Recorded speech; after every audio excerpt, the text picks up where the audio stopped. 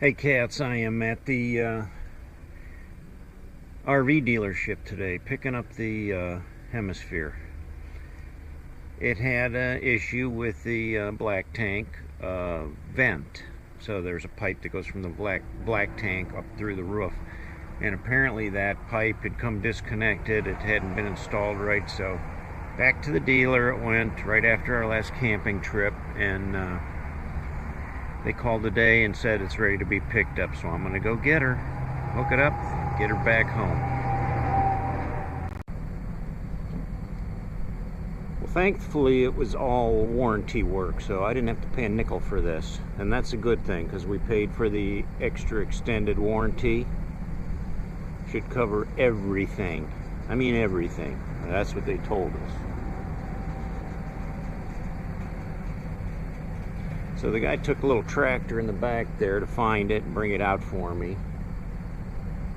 And now I just gotta wait for him to bring the trailer up. I'll get it hooked up and away we'll go. Be ready for some more camping. And that's coming right around the corner, Labor Day weekend.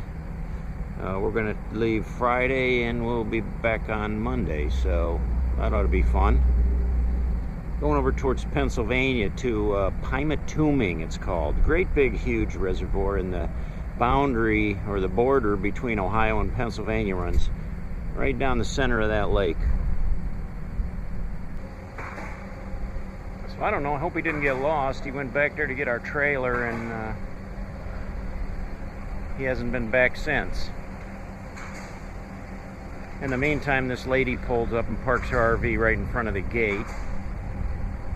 So he wouldn't be able to get out with it anyway, so I might be here for a little while. Well, here it finally comes out of the storage yard. It must have been all the way at the back of the yard. Alright, I'm all hooked up and ready to roll. The RV's behind me, and now for a safe trip home, and then I get it hooked up back in its spot, get it all tucked in for the night. All will be good.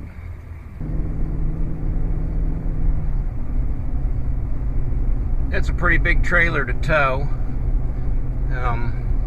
34 foot. It bounces me around a little bit. When I first started towing it, I was a little uncomfortable, kind of weird, you know, but once you get used to how it tugs, it's not all that bad. You just got to watch the road. If there's, you know, any dips in the road, it could make the trailer bob a little bit more, which yanks on the truck. So just got to be prepared.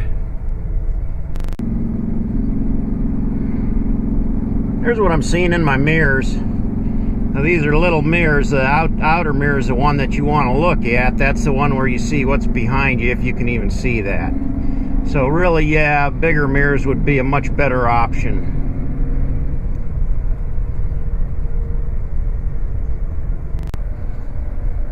Luckily, I got a nice smooth road to take it home on today. It is a little twisty and turny, but it's all brand new pavement. This is going to probably be one of the toughest intersections here. It's steep and it's right over a railroad track, but I usually don't have any trouble.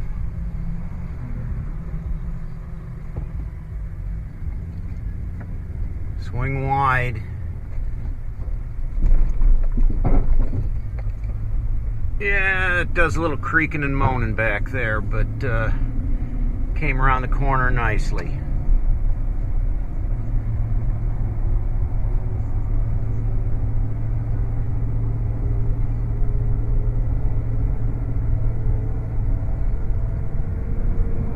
She's still pulling along back there.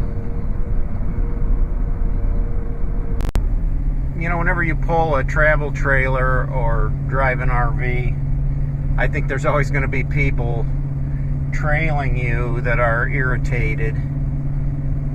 Because you just can't go as fast as you can in a car or without. You have to use a little more caution, take a little more time, And obviously you don't accelerate as fast. It takes a little more time to get up and rolling from a stop.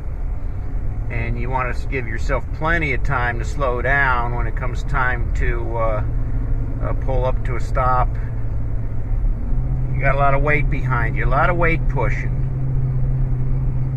So, yeah, generally I think I got about 5 cars behind me right now, but that's the way it is. I can't rush it any faster than I'm going, and I'm keeping up with traffic pretty much.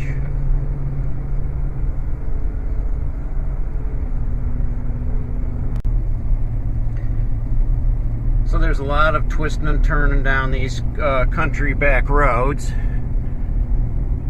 Narrow, yeah, barely enough room to get a big RV down, but you'll get that. Actually, most of them are easier to drive down than the highway, I think. I just feel a lot more relaxed on these back roads. Just gotta watch. The big challenge, though, is getting it in the driveway. I gotta come around a certain angle. Well, I gotta hit it from the south, so I gotta come up from the south so I can make a left-hand turn in.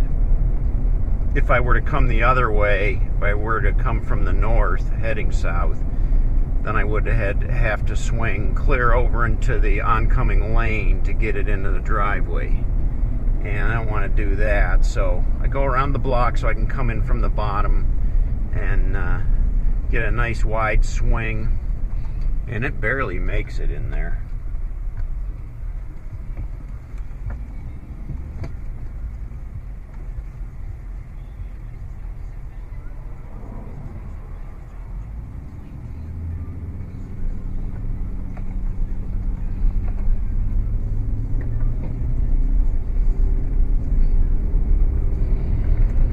I don't know if you could see it in the mirror. We swung it right around the corner there.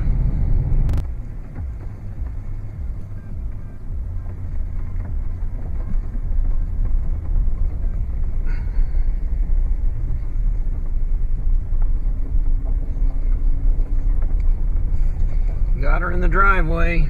Now I just got to get it up to the house, back it into her cubby hole, and all will be good.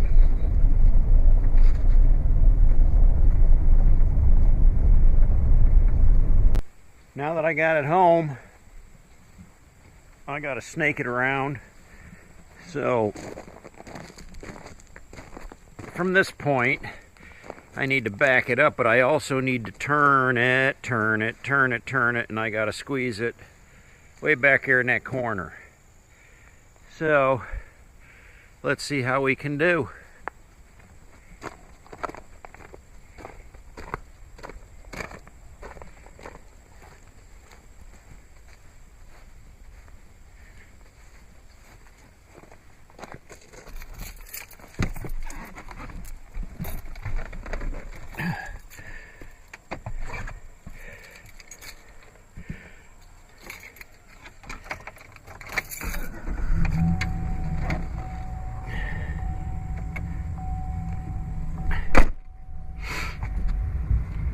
All right.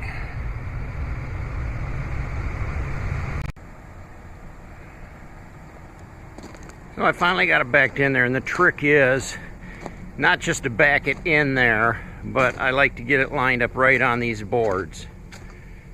The wheels are right on those boards so they don't sink into gravel. So I got it all chalked up. Now I just got to unhook the truck and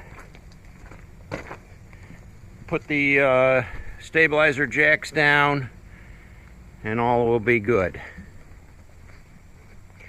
Oh, on this side I had to put the I have to put the leveling blocks under there. This side's lower than the other, so we have these little Lego type leveling blocks. They go under the wheels very easily. You pull the trailer up onto them, and then I just have to level it front to back.